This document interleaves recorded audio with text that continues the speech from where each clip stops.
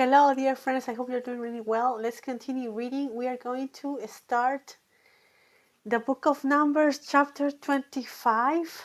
Now, yesterday I already explained that between the end of chapter 24 and the beginning of chapter 25, something happened. And what happened?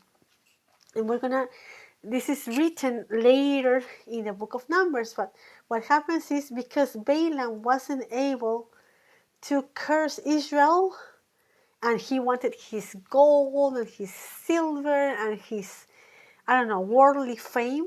He goes to the people of Moab and the people of Midian, two different nations, and gives them this evil advice.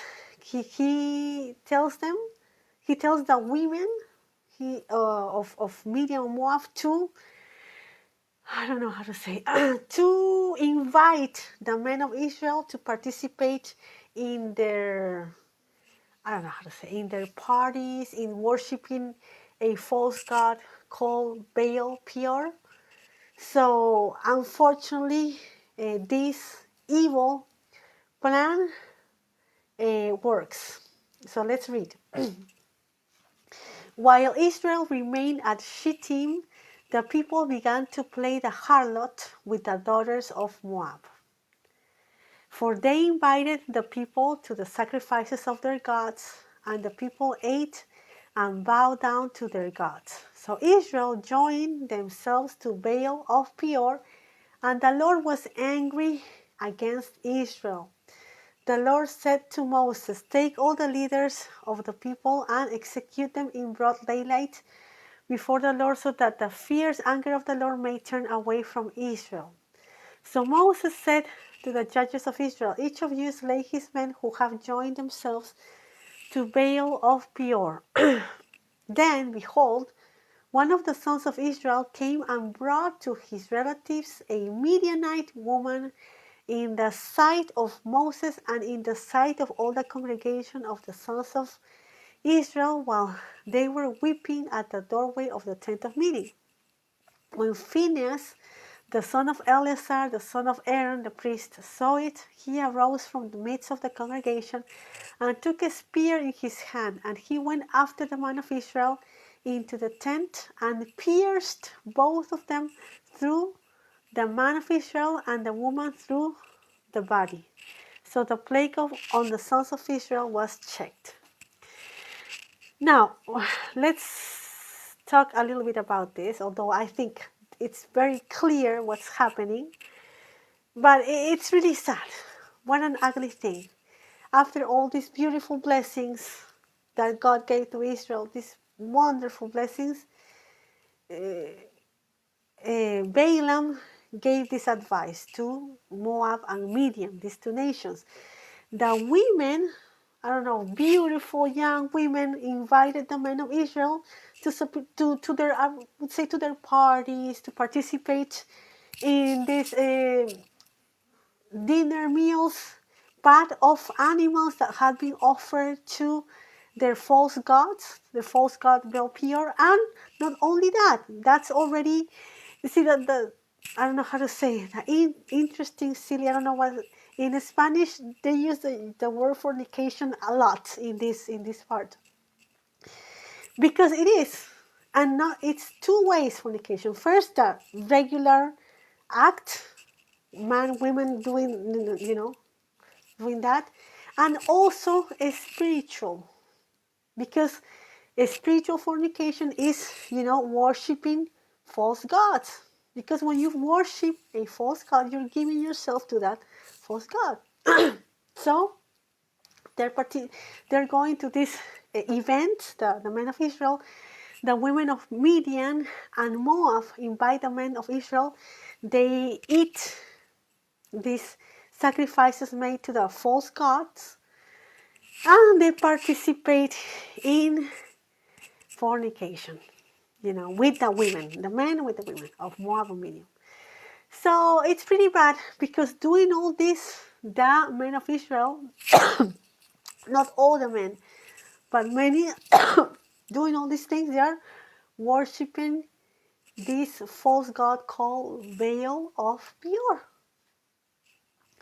So the Lord was angry against Israel, obviously, right? There is the camp of Israel, everything really organized. In the middle of it, it's the tabernacle. God is there. God has saved them from Egypt, done so much for them, blessed them, and now this is happening. So the Lord said to Moses, take all the leaders of the people and execute them in broad daylight. Now, the way it's written like this, it's not in the interlinear, it's more clear, I'm going to say it. What God says to Moses is to tell to the leaders, to the elders, the leaders of the tribes, to see who has participated in this idolatry and fornication, and to judge them, to execute them. Okay, so that's what Moses he did. Moses did that. He told the leaders, the judges, to uh, to execute the people that have joined themselves to Baal of Peor. Now, I don't know if you have this, you sense this, I don't know how to say, this lack of control. When I read this, maybe when you read it too, you can sense that these men that have participated in this idolatry, fornication, idolatry to that false god and fornication with the women, and also spiritual fornication, like they have lost control. They have lost control. They're just like at it. They just cannot think clearly. They're just with the women. They're with the women. They're with the women, doing that, doing that. It's like there is no control. They have lost it. But God has to judge, and Moses has already told the people, the leaders, to judge. But let's see.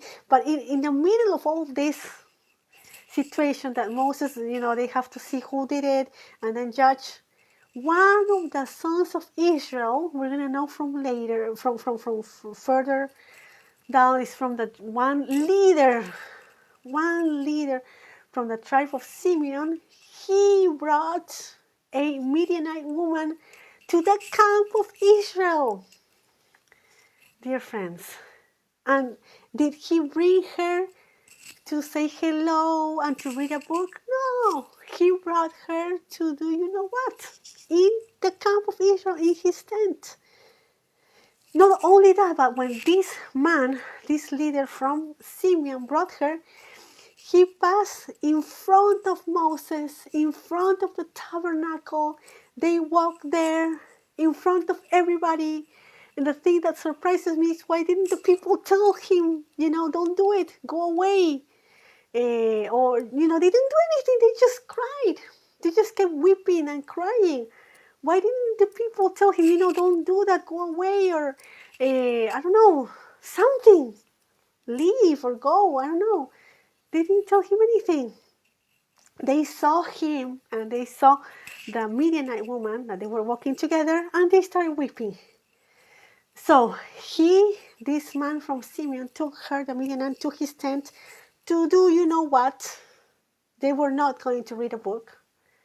They were not going to watch TV. No, they were going to do you know what? Okay, this man and this woman in his tent. And when that was happening, when this man and this Israelite and this woman from Midian were in the tent, they got into the tent.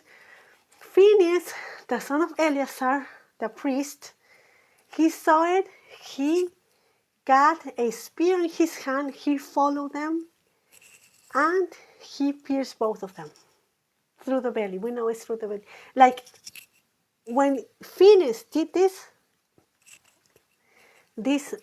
Israel man and this Midianite woman, they were together, dear friends. They were not talking.